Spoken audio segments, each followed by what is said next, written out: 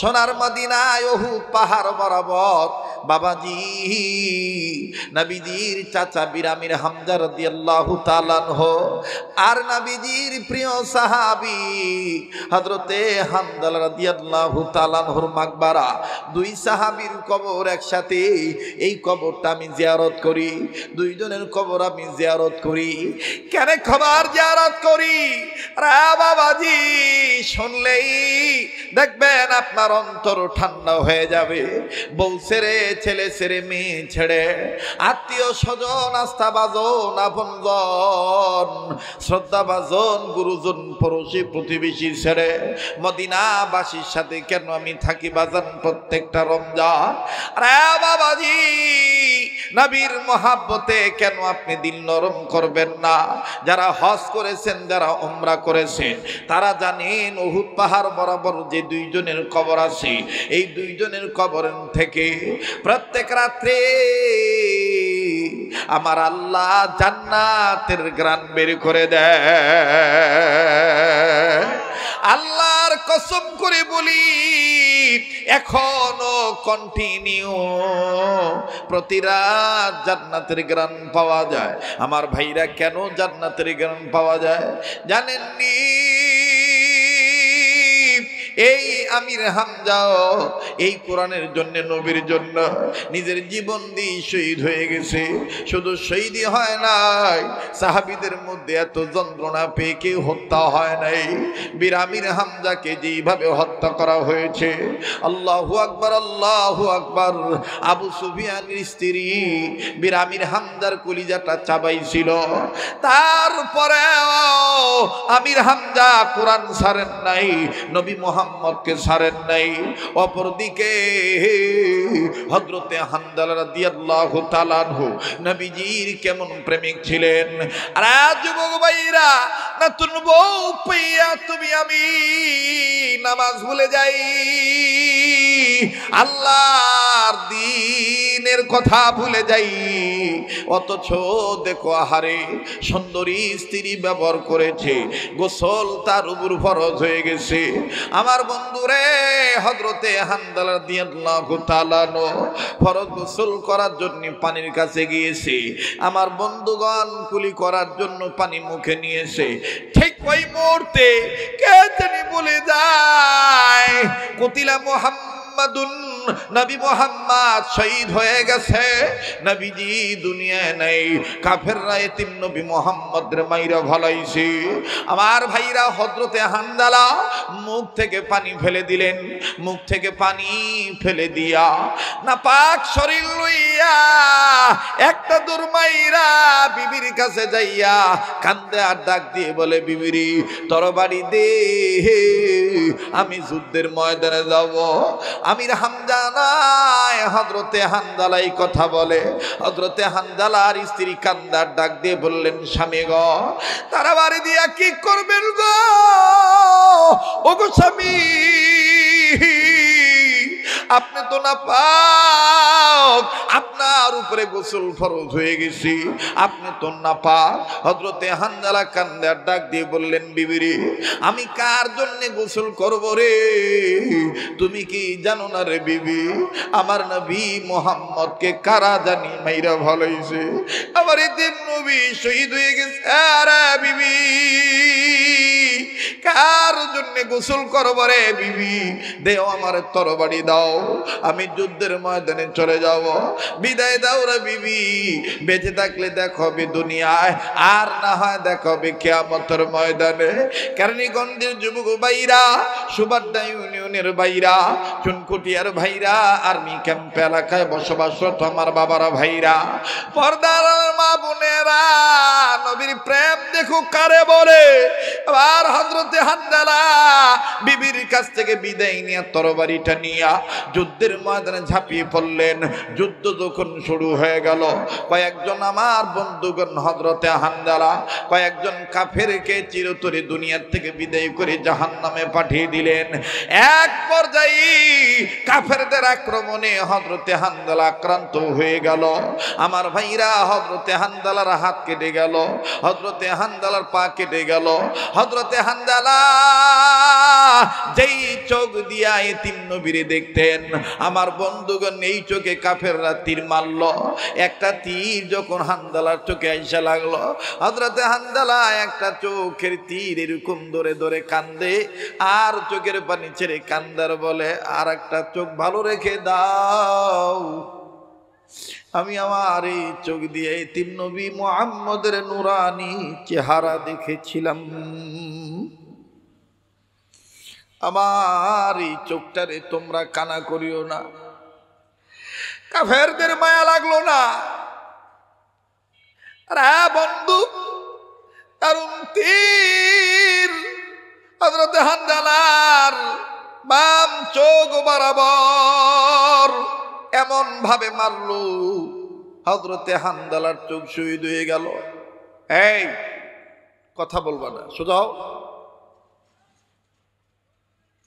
ভালো না লাগলে চলে যাও, বেয়াদবি করবা না, কথা বলো কেন? প্লিজ, খোদার রহমত নাজিল হইতেছে, কান্না না আসলেও কান্নার ভান ধরবেন। কান্নার অভিনয় করলো, আমার আল্লাহ গুনাহ মাফ করে দিব। জীবনের শেষ বয়ান মনে করে বয়ান করতেছি। আমার তো শরীর ভালো নয়, আমি তো ভাবি নাই এতক্ষণ কথা বলতে পারবো। আমার মালিক কোরআনের বরকতে কণ্ঠের স্পিকিং পাওয়ার দিয়ে দিয়েছে। আজ কতটা বছর ধরে ময়দানে কথা বলি, আমার মালিক এখনো কণ্ঠ ভালো রেখেছেন। প্লিজ, কান্না না আসলেও কান্নার ভান ধরবেন। এক ফোঁটা চোখের পানি নবীজির মহাব্বতে দেখুন ফলাইতে পারেননি, কান্না কাটি করলে আল্লাহ মাফ করে দিবে। হযরতে হানজালার চোখ শহীদ হয়ে গেল। আর হযরতে হানজালার গলা কাটা হলো। এক পর্যায়ে হযরতে হানজালা শহীদ হয়ে গেলেন। যুদ্ধ শেষ হয়ে গেল। আরে বাবাজি, যুদ্ধ শেষ হওয়ার পর আমার নবীজি সাহাবীদেরকে ডাক দিয়ে বললেন, সাহাবীরা রে, ধর্মকে প্রতিষ্ঠিত করার জন্য, সম্মানের কোরআনকে উপরে রাখার জন্য, আল্লাহর জমিনে আল্লাহর আইন কায়েম করার জন্য, আমি নবীর আদর্শে আদর্শবান হওয়ার জন্য যারা জীবন দিয়ে রক্ত দিয়ে শহীদ হয়ে গেল, আমি নবী বলে দিলাম, এই শহীদদের বিনা গোসলে কবর দিয়ে দাও। এদের লাশ খুঁজে খুঁজে বের করো, এদেরকে বিনা গোসলে কবর দিয়ে দাও। সব সাহাবীদের লাশ খুঁজে বের করা হলো। সব শহীদ সাহাবীদের লাশ খুঁজে খুঁজে বের করে আমার বন্ধুগণ যখন কবর দিয়ে দিবে, ঠিক এই মুহূর্তে একজন মহিলা আউলাকে সে পাগলি নিয়ে বসে দূর থেকে ডেকে ডেকে বলে, নবীজি গো। একজন নারী চিৎকার দিয়ে বলে, নবীজি গো।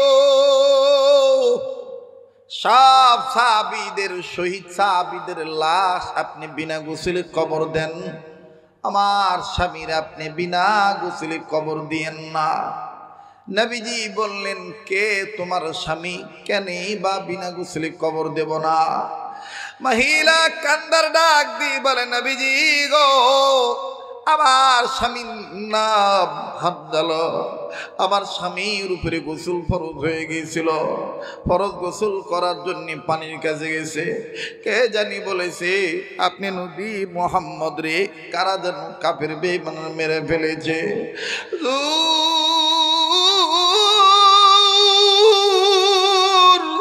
আমার স্বামী হানজালা গোসলের কথা বলে দিয়া আপনার হান্দালার প্রেমে পইরা নাপাক শরীর লয়ে জীবন দিয়া শহীদ হয়ে গেছে।